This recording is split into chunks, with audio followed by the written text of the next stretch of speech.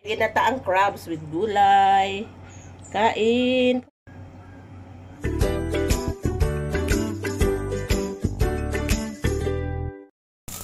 Hi guys! Maginataang gulay po tayo ngayon. Ang isasahog natin ay crabs. So ito yung pangalawang gata.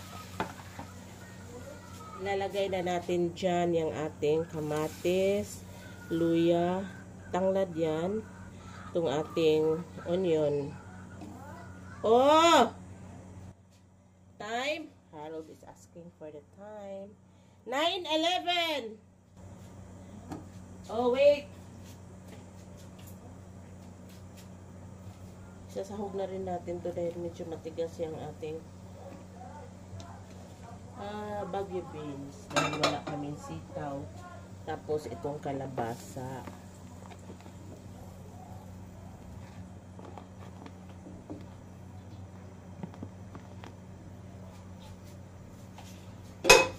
Maglagay na tayo ng asin.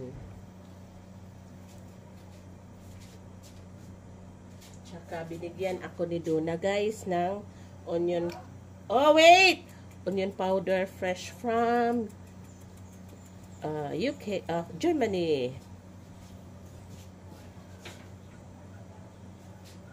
Kaunting black pepper din. Bigay din to niya.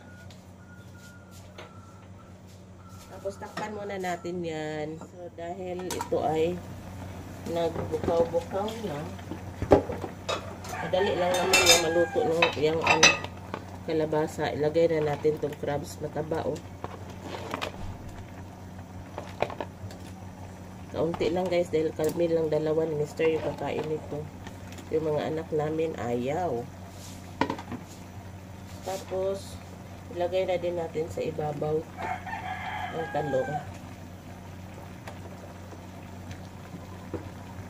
Buhay pa oh. Buhi pa ni. Hinaisan naman. Itong sikwa din.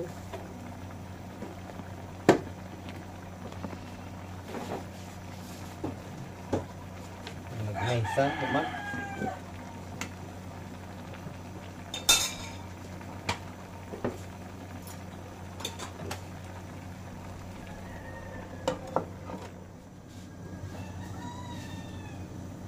Guys, madali lang itong maluto ang ating crabs at saka yung mga gulay na yan dahil mga mababata pa.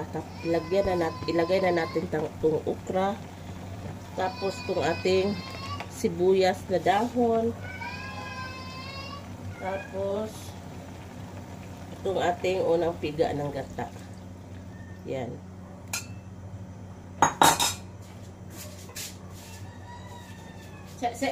Lagay tayo ng kaunting asin. Pagka kulo niyan, ayan na. Apaw na siya guys. So meaning, oh my god, luto na to. Kaunting ukay-ukay. Ayan.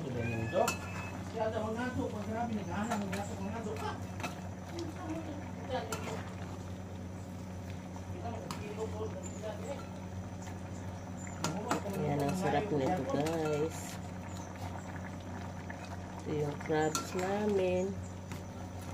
Ayan. May lagro na kasi sa laki bitaw siya ni tambot.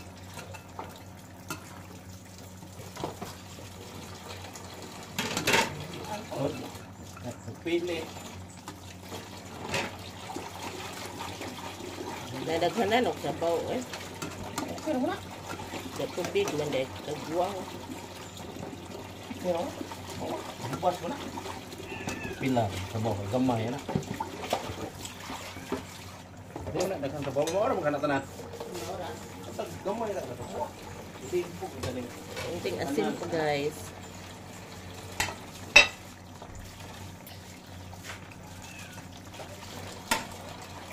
Sama din toyo sa isa, oy. Ano, panahot? Naluwag na. Sige, tayo panawag.